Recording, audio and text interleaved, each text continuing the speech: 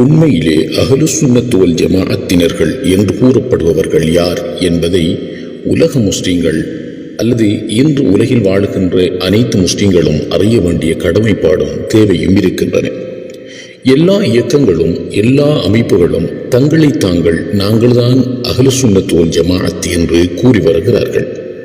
ஆனால் அந்த இயக்கங்களை எல்லாம் ஆராய்ச்சி செய்கிற பொழுது, ஆய்வு செய்கிற பொழுது, அந்த இயக்கங்கள் நவீன காலங்களிலே அல்லது தற்கால கட்டங்களிலே அல்லது குறுகிய காலங்களிலே உருவாக்கப்பட்ட அமைப்புகளாக காணப்படுகின்றன.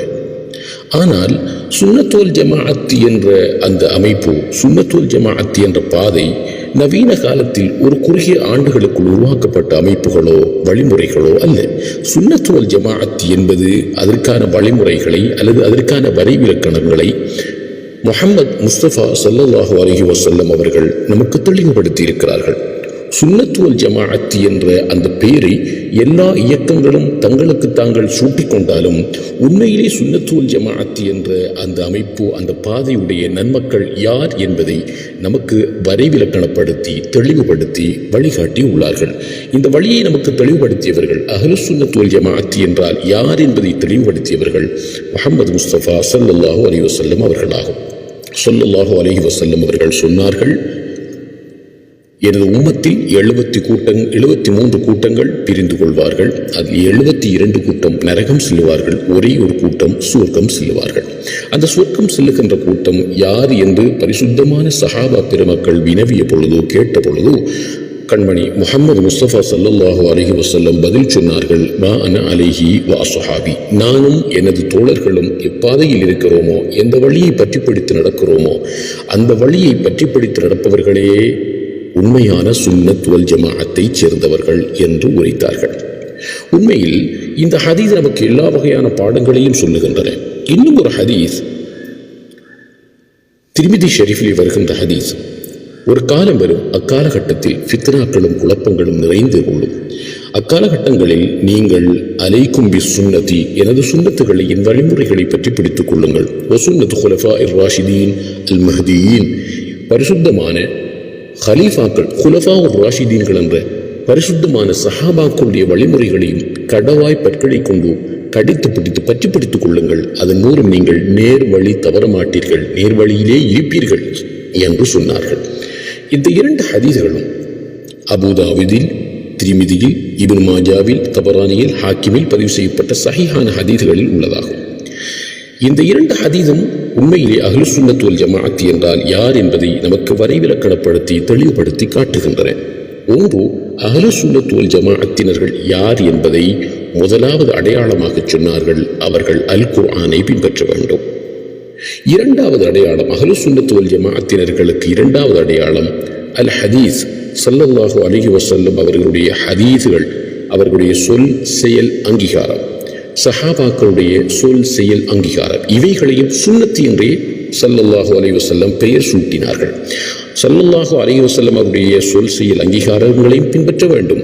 சஹாபாக்களுடைய சொல் செயல் அங்கீகாரம் வழிகாட்டப்பட்ட ஏகோபித்த முடிவுகளையும் ஆலோசனை செய்யப்பட்ட தீர்க்கமான முடிவுகளையும் பின்பற்றுவது மோமினான ஒவ்வொருவர் மீதும் கடமையாகும்.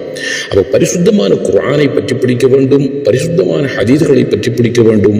மூன்றாவது அஹ்லுசுன்னத் வல் ஜமாஅத்தின் அடையாளம், அவர்கள் பரிசுத்தமான அத்தனை சஹாபாக்களையும் ஏற்று அவர்களை கௌரவப்படுத்தி அவர்களுடைய தீர்ப்புகளையும் நல்ல வழிகாட்டுதல்களையும் பரிபூர்ணமாக ஏற்று நடக்க வேண்டும். இது அஹ்லுசுன்னத் வல் ஜமாஅத்தினுடைய மூன்றாவது அடையாளம். நான்காவது அடையாளம், பரிசுத்தமான சஹாபாக்களிடம் நேரடியாக கல்வி கற்ற, பரிசுத்தமான சஹாபாக்களிடம் நேரடியாக கல்வி கற்ற தாபிஈன்கள், தபஉத் தாபிஈன்கள் என்று அழைக்கப்படுகின்றவர்கள் தான் 4 மதுஹபுகளுடைய இமாம்களாகும். இந்த 4 மதுஹபுகளுடைய இமாம்களில் ஏதோ ஒரு மதுஹபை ஒவ்வொரு முஸ்லிமும் பின்பற்றுவது கடமையாகும். அவரவர்களுடைய நாடுகளில் என்னென்ன மதுஹபுகள் பின்பற்றப்படுகின்றனோ அந்த மதுஹபை ஷாஃபிஈ அல்லது ஹனஃபி அல்லது மாலிகி அல்லது ஹம்பலி போன்ற 4 மதுஹபுகளில் ஏதோ ஒரு மதுஹபை பின்பற்றுவது கடமையாகும். அஹ்லுசுன்னத் வல் ஜமாஅத்தின் அடையாளங்களில் 4வது அடையாளம் இதுவாகும். முதலாவது குர்ஆனை பற்றி பிடிக்க வேண்டும், அதன்படி நடக்க வேண்டும். ஹதீஸை பற்றி பிடித்து நடக்க வேண்டும். சஹாபாக்களுடைய வழிமுறைகளை பற்றி பிடித்து நடக்க வேண்டும். அவர்களை முழுமையாக ஏற்றுக்கொண்டு நடக்க வேண்டும். பரிசுத்தமான சஹாபாக்களுடைய மாணவர்களாக கருதப்படுகின்ற 3 தலை சிறந்த நூற்றாண்டுகள் என்று உலகிலே தலை சிறந்த நூற்றாண்டுகளில் வாழ்ந்தவர்களாக கருதப்படுகின்ற தாபிஈன்கள், தபஉ தாபிஈன்களுடைய 4 மதுஹபுகளில் ஒன்றை பற்றி பிடித்து நடக்க வேண்டும். இந்த 4 மதுஹபுகளையும் உருவாக்கியவர்கள் சஹாபிகளுடைய, தாபிஈன்களுடைய நேரடி மாணவர்களாக காணப்படுகிறார்கள். அவர்கள்தான் குர்ஆனையும் ஹதீஸையும் சஹாபாக்களுடைய வழிமுறைகளையும் ஆராய்ச்சி செய்து ஒவ்வொரு சட்டங்களையும் தொகுத்தார்கள். அதுதான் ஷாஃபிஈ மதுஹப் அல்லது ஹனஃபி மதுஹப் என்று அழைக்கப்படுகின்றன. ஹம்பலி, மாலிகி 4 மதுஹபுகளும் அந்த பரிசுத்தமான குர்ஆன், ஹதீஸ், சஹாபாக்களுடைய வழிமுறைகளை முற்றுமுழுதாக ஆராயப்பட்டு அதன் மூலம் தீர்வு வழங்கப்பட்டு அதைத்தான் 4 மதுஹபுகள் என்று சொல்லப்படுகின்றன. இந்த 4 மதுஹபுகளில் ஒன்றை பின்பற்றுவது கடமையாகும். இது 4வது அடையாளமாகும். 5வது அடையாளம் அவர்கள் ஈமானுடைய விஷயத்தில் அகீதா அஷ்அரி அல்லது அகீதா மாத்துரிதி போன்ற 2 முக்கிய இமாம்களுடைய நம்பிக்கை கோட்பாடுகளை ஏற்று ஈமான் கொள்ள வேண்டும்.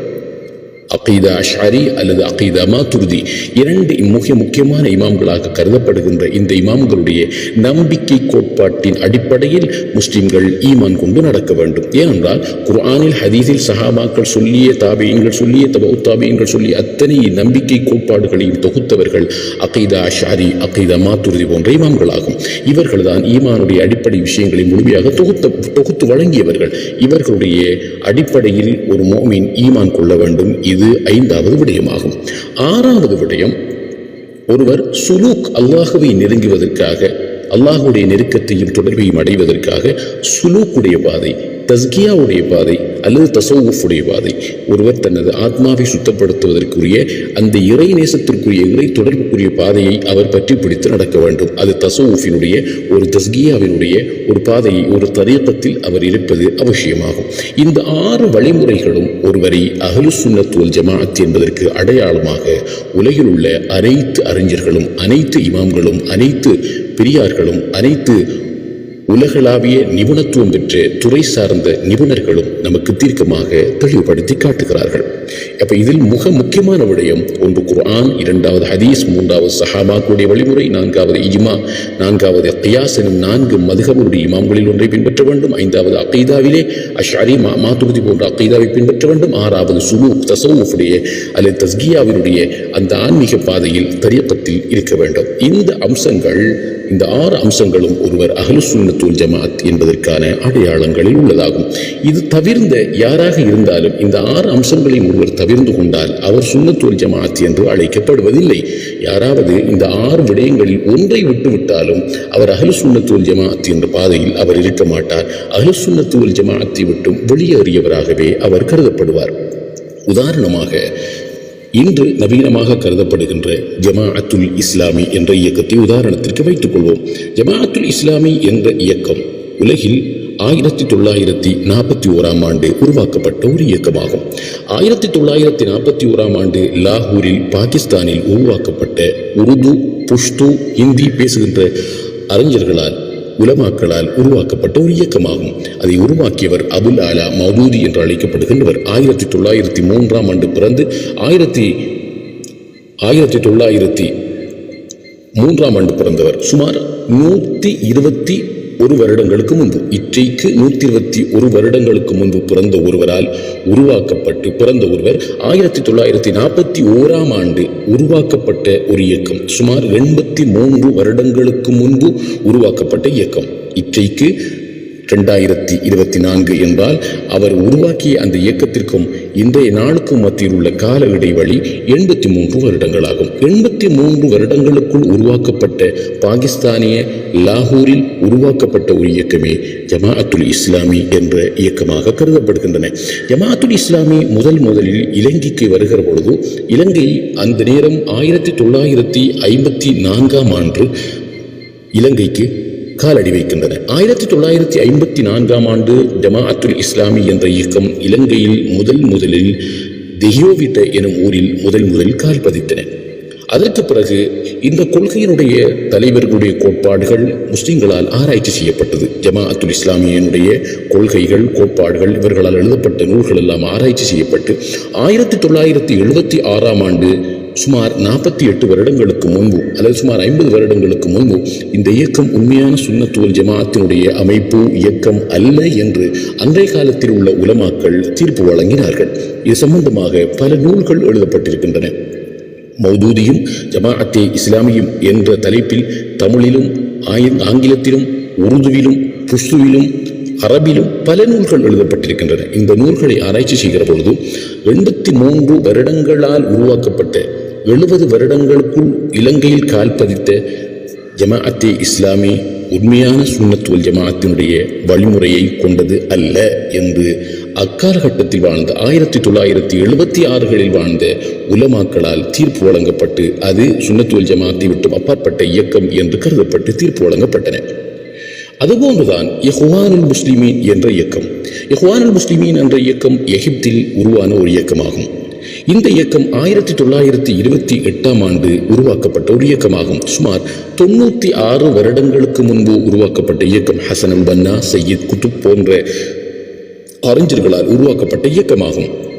இந்த இயக்கங்கள் அனைத்தினுடைய மிக முக்கியமான அடிப்படை நோக்கம் ஒன்று வஹாபிஷத்தை வளர்க்க வேண்டும் என்ற ஒரு மிக முக்கியமான நோக்கமாகவும், அரசியல் அளவில் அரசியலை கைப்பற்ற வேண்டும், உலகத்தில் முஸ்லிம்களை ஆட்சி செய்ய வேண்டும் என்ற ஒரு வகையான சிந்தனை உடையவர்களாகவே இவர்களுடைய நோக்கங்கள் கருதப்பட்டன. இவர்களுடைய முழுக்க நோக்கம் ஜமாஅத்தே இஸ்லாமி என்ற இயக்கம் அல்லது ஜமாஅத்தே இஹ்வானுல் முஸ்லிமீன் போன்ற இந்த இயக்கங்களுடைய மிக முக்கியமான அவர்களுடைய கோட்பாடுகளை ஆராய்ச்சி செய்கிற பொழுது அவர்கள் வஹாபிஷத்தினுடைய கொள்கை உடையவர்களாகவே காணப்படுகிறார்கள். இவர்களுடைய இரண்டாவது நோக்கம் அரசியல் மயப்படுத்தப்படுவதே என்பதுதான். அரசியலை கையில் வைக்க வேண்டும், அரசியல் உலகத்தை ஆள வேண்டும் என்ற ஒரு திட்டமும் அவர்களுடைய இயக்கங்களில் முழுமையாக காணப்படுகின்ற ஒரு அமைப்புகளாகும். இந்த இரண்டு இயக்கங்களும் ஜமாஅத்தே இஸ்லாமி, இஹ்வானுல் முஸ்லிமீன் போன்ற இயக்கங்கள் சுமார் 96 வருடங்களுக்குள் உருவாக்கப்பட்ட வஹாபிஷ சிந்தனை கொண்ட சித்தாந்தங்களை கொண்ட இயக்கங்களில் ஒன்றாக கருதப்படுகின்றன. அதனால் உலகில் மிக பிரபலமான பல்கலைக்கழகமாக காணப்படுகின்ற அல் அஸ்ஹர் பல்கலைக்கழகத்திலும் கூட இந்த இயக்கம் உண்மையான இயக்கம் இல்லை என்று பல துறை சார்ந்த நிபுணர்களால் தீர்ப்பு வழங்கப்பட்ட நூல்களும் இன்றும் காணப்படுகின்றன. அதுபோன்று இரண்டாவது இயக்கமாக நாம் அறிய வேண்டிய மூன்றாவது இயக்கமாக நாம் அறிய வேண்டியது தப்லீக் ஜமாஅத். தப்லீக் ஜமாஅத் என்ற இயக்கம் உலகில் உருவாக்கப்பட்டது 1920களில் உருவாக்கப்பட்ட ஒரு இயக்கமாகும். 1920க்கு முதல் அந்த இயக்கம் உலகில் எந்த இடத்திலும் காணப்படவில்லை. 1926களில் முதலில் அது இந்தியாவிலும் மற்ற ஊர்களிலும் அது பரவச் செய்கிறது. 1948ஆம் ஆண்டு இலங்கைக்கு முதலில் அது கால் வைக்கின்றன. 1952ஆம் ஆண்டு சுமார் 72 வருடங்களுக்கு முன்புதான் இலங்கையில் தப்லீக் ஜமாஅத் பரவத் தொடங்கியது. இந்த தப்லீக் ஜமாஅத்தை உருவாக்கியவர்கள் அஷ்ரஃப் அலி தானவி, ரஷீத் அஹ்மது கங்கோஹி, இஸ்மாயில் தஹ்லவி, காசிம் நானுத்துவி, ஹலீல் அஹ்மது அம்பேட்டவி போன்ற இவர்களால் உருது பேசுகின்ற மக்களால் உருவாக்கப்பட்ட ஒரு இயக்கமே தப்லீக் ஜமாஅத் ஆகும். இந்த இயக்கத்தை பற்றியும் அக்காலகட்டத்தில் வாழ்ந்த அறிஞர்கள் முழுமையாக ஆராய்ச்சி செய்தார்கள். இந்த தப்லீக் ஜமாஅத்தினுடைய தலைவர்களால் உருவாக்கப்பட்ட இந்த தப்லீக் ஜமாஅத் இயக்கத்தினுடைய தலைவர்களால் எழுதப்பட்ட அவர்களுடைய நூல்களான இலாவுல் ஹக், ஃபத்தாவா ரஷீதியா, ஆபி ஹயாத், தஹதீருன் நாஸ், பராஹினி காத்திஆ, தக்வியத்துல் ஈமான், சிராத்தே முஸ்தகீம், பலகாத்துல் ஹைராத், இது போன்ற பல நூல்கள், ரிசாலா அல் இம்தாத், தீனி தாவத், இது போன்ற பல நூல்கள் தப்லீக் ஜமாஅத்தினுடைய தலைவர்களால் உருவாக்கப்பட்ட இந்த நூல்கள் முழுக்க ஆராய்ச்சி செய்யப்பட்டு இதுவும் உண்மையான சுன்னத் வல் ஜமாஅத்தினுடைய கொள்கை கோட்பாடு அல்ல என்று 1960ற்கு பிறகு வாழ்ந்த உலக மக்கள், உலக அறிஞர்கள், இலங்கை மக்கள், இலங்கையில் உள்ள அறிஞர்கள், அதுபோன்று இந்தியாவில் உள்ள அறிஞர்கள் பலர் தீர்ப்பளித்தார்கள். மக்கா மதீனாவில் உள்ள முஃப்திகள், தலைமை காலிகளிடம் கூட இந்த தப்லீக் ஜமாஅத்தினுடைய இயக்கம் உண்மையான அஹ்லு சுன்னத் வல் ஜமாஅத்தைச் சேர்ந்தவை அல்ல என்றும் அவர்கள் தீர்ப்பு வழங்கினார்கள். இது மூன்றாவது இயக்கமாகும். நான்காவது சூப்பர் முஸ்லிமாக இன்று ஒரு இயக்கம் அறிமுகப்படுத்தப்பட்டு வருகின்றன. சூப்பர் முஸ்லிம் என்ற இயக்கம் நவீன காலகட்டத்தில் எல்லா கொள்கையையும் ஒன்று சேர்த்து வஹாபிஷத்தை எதிர்ப்பது போன்றும் அல்லது மற்ற வஹாபிஷத்தை ஒன்று சேர்ந்தது போன்றும் எல்லா கலப்படங்களையும் ஒன்று சேர்ந்த ஒரு இயக்கமாக புதிதாக உருவெடுத்து வருவது இன்றைய சமூகத்தின் ஒரு ஆச்சரியமிக்க வஹாபிஷ கொள்கைகளில் உள்ளதாக கருதப்படுகின்றன. இதுபோன்றுதான் அக்காலகட்டத்தில் வஹாபிஷத்தை பரப்புவதற்காக உருவாக்கப்பட்ட மற்றொரு இயக்கம் தான் அஹ்லுல் ஹதீஸ் என்று அழைக்கப்படுகின்றன. இந்த அஹ்லுல் ஹதீஸ் என்று அழைக்கப்படுகின்ற இயக்கம் 1986 ஆண்டு சுமார் 38 வருடங்களுக்கு முன்பு எஹ்சான் இலாஹி லஹீர் என்பவரால் உருவாக்கப்பட்டது. இது பாகிஸ்தான் நாட்டில் எஹ்சான் இலாஹி லஹீர் என்பவரால் 1986 ஆண்டு 38 வருடங்களுக்கு முன் அஹ்லுல் ஹதீஸ் என்ற ஒரு இயக்கம் துவங்கப்பட்டது. இந்த இயக்கமும் வஹாபிஷத்தை முழுக்க மையமாக கொண்டே ஆரம்பிக்கப்பட்டன. இது மிக முஸ்லிம்களை பாழாக்குவதற்காக உருவாக்கப்பட்ட இயக்கங்களின் பட்டியல்களில் நாம் இதை காணலாம்.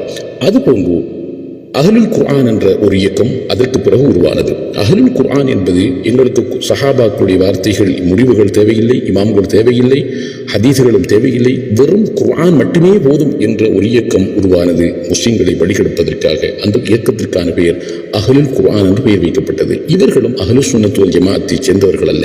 இவர்களும் அவர்களுடைய வஹாபிஷ இயக்கத்தை வஹாபிஷ கொள்கைகளை பரப்புவதற்காகவே அஹ்லுல் குர்ஆன் என்ற பெயரில் இந்த இயக்கம் உருவாகியது. வஹாபிஷத்தை பலப்படுத்த வேண்டும் அல்லது வஹாபிஷ இயக்கத்தை நடைமுறைப்படுத்த வேண்டும் என்பதற்காகவே உருவாக்கப்பட்ட இயக்கங்களாக காணப்படுகின்றன. இதில் மிக முக்கியமாக காணப்படுகின்ற இந்த வஹாபிஷ இயக்கத்தின் அடிப்படை வேறாக காணப்படுகின்ற முஹம்மது பின் அப்துல் வஹாப் 1703 பிறந்து 1792 மரணித்த ஒருவர். சுமார் 200 வருடங்களுக்கு முன்பு சவுதி அரேபியாவில் உண்டாக்கப்பட்ட இயக்கமேதான் தௌஹீத் ஜமாஅத் இயக்கம்.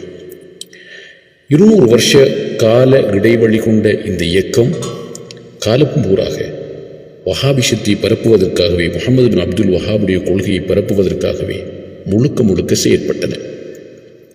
கடைசியில் இலங்கைக்கு தௌஹீத் ஜமாஅத் அல்லது வஹாபிஷ இயக்கம் முதல் கால் வைக்கிற பொழுது, தௌஹீத் ஜமாஅத் வைக்கின்ற பொழுது இலங்கையில் 1947 ஆண்டு சுமார் 77 வருடங்களுக்கு முன்பு இலங்கையில் கால் பதிக்கின்றன. அந்த வஹாபிஷ தௌஹீத் ஜமாஅத்தினுடைய இயக்கம் அந்த நேரத்தில் அவர்களுக்கு வைத்த பெயர் அன்சார் சுன்னத் முஹம்மதியா என்ற பெயரில், அன்சார் சுன்னத் முஹம்மதியா என்ற பெயரில் தான் 1947 ஆண்டு நவம்பர் மாதம் 11ஆம் திகதி இலங்கையில் கால் வைக்கிறார்கள். அவர்கள் அன்சாரி சுன்னத்தின் முஹம்மதியா என்ற பெயரில் ஆரம்பமாக இலங்கையில் கால் பதித்து அவர்களுடைய இயக்கத்தை நடைமுறைப்படுத்தினார்கள். நாள் செல்ல பிரச்சனைகளும் குழப்பங்களும் அதிகரிக்க அவர்களுடைய பெயர்களை திரும்பவும் மாற்றினார்கள். ஜமாஅத்து தௌஹீத் ஜமாஅத் என்று அவர்களுடைய பெயர்களை மாற்றிக்கொண்டார்கள். இதே நேரத்தில் தான் இந்தியாவிலும் மிக பெரிய அளவு தௌஹீத் ஜமாஅத் பரவத் தொடங்கியது. இவர்களுடைய மிக முக்கியமான நோக்கம் இஸ்லாத்தில் இருக்கின்ற மிக அடிப்படையான விஷயங்களை அழிப்பது என்பதுதான் தௌஹீத் ஜமாஅத்தினுடைய மிக முக்கியமான கோட்பாடாக காணப்படுகின்றன.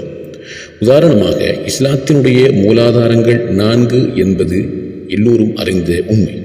அல் குர்ஆன், அல் ஹதீஸ், இஜ்மா சஹாபாக்களுடைய ஏகோபித்த வழிகாட்டுதல்கள், கியாஸ் எனும் 4 மதுஹபுடைய சட்ட வழிமுறையில் நடத்தல், அதுபோன்று சுலூக் தசவுஃபினுடைய தஸ்கியாவினுடைய ஆத்ம சுத்தத்திற்காக தரீக்கத்தில் செயற்படுதல், இவை போன்ற காரியங்களில் இந்த 5 அம்சங்களிலும் 2 மட்டும் எடுத்து 3 அவர்கள் தேவையில்லை என்று ஒதுக்கி தள்ளினார்கள். சஹாபாக்களுடைய வாழ்க்கை வரலாறுகள், அவர்களுடைய வழிகாட்டுதல்கள் தேவையில்லை என்று ஒதுக்கினார்கள். சஹாபிகளுடைய மாணவர்களான தாபியீன்கள், தபஉ தாபியீன்களால் எழுதப்பட்ட சட்டங்களான 4 மதுஹபுடைய சட்டங்களும் குப்பைகள் என்று ஒதுக்கி தள்ளினார்கள். அதற்கு பின்னால் வாழ்ந்த சாலிஹீன்கள், முத்தகீன்களுடைய சுலூக், தசவுஃப், தஸ்கியத்துன் நஃப்ஸ், தன் ஆத்ம சுத்தத்திற்காக வாழ்கின்ற அந்த தரீக்கத்தினுடைய அந்த வழிமுறைகளையும் முதலை தள்ளினார்கள், தேவையில்லை என்று ஒதுக்கினார்கள். அதனால் இஸ்லாத்தில் இருக்கின்ற மூலாதாரங்கள் ஒதுக்கப்பட்டதனால் குர்ஆனையும் ஹதீஸையும் அவருடைய சுய இஷ்டத்தின் பிரகாரம் விளக்கவும் மக்களுக்கு வழிகாட்டவும் தொடங்கினார்கள். இதன் விளைவுதான் இன்றிருக்கின்ற தௌஹீத் ஜமாஅத் உலகளாவிய ரீதியில் மிகப்பெரும் குழப்பகரமான இயக்கமாக கருதப்படுகின்றன. இது அரபு நாடுகளை பொறுத்தளவில் தௌஹீத் ஜமாஅத் என்ற இயக்கத்திற்கு அவர்கள் வைத்துக் கொண்ட பெயர் சலஃபி இயக்கம் அல்லது மன்ஹஜ் சலஃப், சலஃபிகளின் கொள்கை என்று அவர்கள் தங்களுடைய இயக்கத்திற்கு பெயர் வைத்தார்கள்.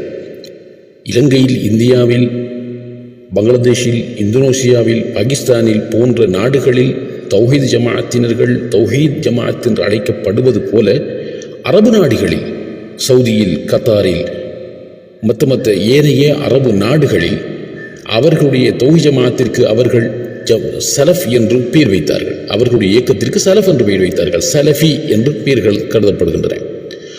இந்த சலஃபி இயக்கம் என்பது 1966ஆம் ஆண்டு பின்பாசால் 58 வருடங்களுக்கு முன்பு உருவாக்கப்பட்ட இயக்கமே சலஃபி கொள்கை என்பதாகும். இதேபோன்று ஜோர்தானில் 1999ஆம் ஆண்டு 25 வருடங்களுக்கு முன்பு தௌஹீத் ஜமாஅத் உருவாக்கப்பட்டு ஜோர்தானில் மிகப்பெரிய குழப்பங்கள், பாரிய பிரச்சனைகள் நடந்ததாக அவர்களுடைய வரலாற்று தகவல்கள் செய்திகளில் கண்மூடாக காண முடிகின்றன. இவை அனைத்தும் அஹ்லு சுன்னத் வல் ஜமாஅத்தினுடைய கோட்பாடு உடையவை அல்ல. அதற்கு பிறகு இலங்கையில் பிரபலமாக இன்னொரு அமைப்பும் இயக்கமும் உருவாகத் தொடங்கியது. இதே நேரத்தில் ஜமாஅத்துல் முஸ்லிமீன் என்ற மற்றொரு இயக்கம். இந்த இயக்கம் இலங்கையில் புத்தளத்தை ஊராக கொண்ட ஏத்தளை என்ற ஊரை பிறப்பிடமாக கொண்ட உமர் அலி என்பவரால் 1989ஆம் ஆண்டு இவரால் உருவாக்கப்பட்ட இயக்கமே தான் ஜமாஅத்துல் முஸ்லிமீன் என்ற ஒரு இயக்கமாகும். இவர் ஆரம்ப காலகட்டத்தில் இந்த உமர் அலி என்பவர் ஜமாஅத்துல் முஸ்லிமீன் என்ற இயக்கத்தை உருவாக்கியவர் ஆரம்ப காலகட்டத்தில் சவுதி அரேபியாவிற்கு சென்று ரியாதில் அங்கிருக்கின்ற அரபிக் காலேஜில் அவர்கள் வஹாபிஷத்தை கற்று அதன் பிரகாரம் இலங்கைக்கு வந்து அவர்களுடைய பெயரில் உருவாக்கப்பட்ட ஒரு இயக்கமே தான் ஜமாஅத்துல் முஸ்லிமீன் என்ற இயக்கமாகும். ஆரம்ப காலகட்டத்தில் இந்த உமர் அலி ஜமாஅத்துல் முஸ்லிமீனுடைய தலைவர் அவர்கள் இலங்கையில் பரகதனியா என்னும் ஊரில் தௌஹீத் ஜமாஅத்தினுடைய மதரசாவான ஒரு பள்ளிக்கூடமான அவர்களுடைய பள்ளிக்கூடம் அஸ்ஸலஃபியா என்ற ஒரு பள்ளிக்கூடத்தில் ஒரு காலேஜில் அவர்கள் ஆரம்பமாக தௌஹீத் ஜமாஅத்தினுடைய வஹாபிஷ கொள்கைகளை படித்துக் கொடுத்திருந்தார்கள். யார் படித்துக் கொடுத்தார்கள்? ஜமாஅத்துல் முஸ்லிமீன் என்ற இயக்கத்தினுடைய தலைவர் உமர் அலி என்பவர் சவுதி அரேபியாவில் வஹாபிஷத்தை கற்று அதற்கு பிறகு இலங்கைக்கு வந்து பரகதனியா எனும் ஊரில் அஸ்ஸலஃபியா என்ற தௌஹீத் ஜமாஅத்தினுடைய மதரசாவில் ஆரம்பமாக கல்வி கற்றுக் கொடுத்து கொண்டிருந்தார்கள். பிறகு அவருடைய சொந்த பெயரில் ஒரு இயக்கத்தை உருவாக்க வேண்டும் என்று அவர்கள் முடிவு செய்து 1989ஆம் ஆண்டு உருவாக்கப்பட்ட இயக்கமே தான் ஜமாஅத்துல் முஸ்லிமீன் எனும் இயக்கமாகும். மேற்கூறப்பட்ட அனைத்து இயக்கங்களும் முஹம்மது பின் அப்துல் வஹாபினுடைய கொள்கையை அடிப்படையாக வைத்தேதான் இந்த மேற்கூறப்பட்ட அனைத்து இயக்கங்களும் செயற்படுகின்றன. மேற்கூறப்பட்ட எல்லா இயக்கங்களுடைய முன்னணி தலைவராக நாம் ஆராய்ச்சி செய்கிற பொழுது அல்லது நாம் காணுகின்ற பொழுது, அவர்களுடைய நம்பிக்கைகளை ஆராய்ச்சி செய்கிற பொழுது, அவர்களுடைய திட்டங்களை ஆராய்ச்சி செய்கிற பொழுது, அவர்களுடைய முடிவுகளை ஆராய்ச்சி செய்கிற பொழுது, அவர்களுடைய ஒவ்வொரு செயற்பாடுகளையும் கூர்ந்து ஆராய்கிற பொழுது முஹம்மது பின் அப்துல் வஹாப் எந்த கொள்கை, எந்த அடிப்படையில் அவர் மக்களை வழிகெடுத்து வஹாபிஷத்தை உருவாக்கி நடைமுறைப்படுத்தினாரோ அதே கொள்கை கோட்பாட்டை உருவாக்குவதற்காகவும் அதே கொள்கை கோட்பாட்டை நடைமுறைப்படுத்துவதற்காகவும் உருவாக்கப்பட்ட இயக்கங்களே மேற்கூறப்பட்ட இயக்கங்களாகும். இந்த மேற்கூறப்பட்ட இயக்கங்கள் அனைத்தும் குறுகிய ஒரு 200 வருடங்கள் அல்லது 100 வருடங்களுக்குள் உருவாக்கப்பட்ட இயக்கங்களாகும். இந்த இயக்கங்கள் உண்மையான சுன்னத் வல் ஜமாஅத்தினுடைய பாதைக்கு உரியவர்கள் அல்ல. உண்மையான சுன்னத் வல் ஜமாஅத்தினுடைய கோட்பாட்டுக்குரியவர்களாக இவர்கள் இல்லை.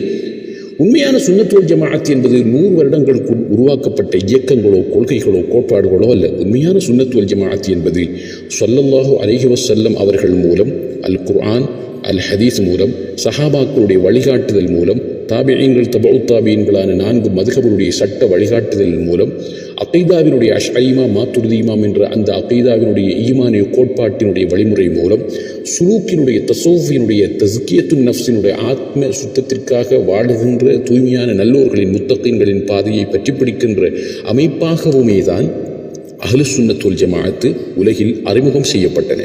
இது பற்றி பல நூற்றுக்கணக்கான நூல்களில் உலக அறிஞர்கள் மிக தெளிவாகவே எழுதியுள்ளார்கள். சுன்னத் வல் ஜமாஅத் என்பது மேற்கூறப்பட்ட அடிப்படையில் குர்ஆன், ஹதீஸ், இஜ்மா, கியாஸ் எனும் 4 மூலாதாரங்களின் அடிப்படையிலும் தஸ்கியத்துன் நஃப்ஸ், தஸவுஃப் எனும் ஆத்ம சுத்தத்திற்கான பாதையிலும் அவர்கள் நடைபோடுபவர்களே, அந்த பாதையில் செல்பவர்களே தான் அஹ்லுஸ் சுன்னத் வல் ஜமாஅத் என்று அழைக்கப்படுவார்கள். அதை தவிர்ந்தவர்கள் யாரெல்லாம் இந்த மேற்கூறப்பட்ட 5 அம்சங்களிலும் எதை தவிர்ந்து கொண்டாலும், எதை விட்டுவிட்டாலும் அவர்கள் அஹ்லுஸ் சுன்னத் வல் ஜமாஅத்தை சேர்ந்தவர்கள் அல்ல, அவர்கள் வஹாபிகளாகவே அல்லது வழிகேடர்களாகவே அவர்கள் கருதப்படுகிறார்கள் என்ற தெளிவான உண்மையை உலகத்தில் உள்ள எல்லா நிபுணர்களும் மிக தெளிவாகவே எழுதியுள்ளார்கள், கூறியுள்ளார்கள், பேசியுள்ளார்கள். இதுதான் மிக தெளிவான உண்மையாகும்.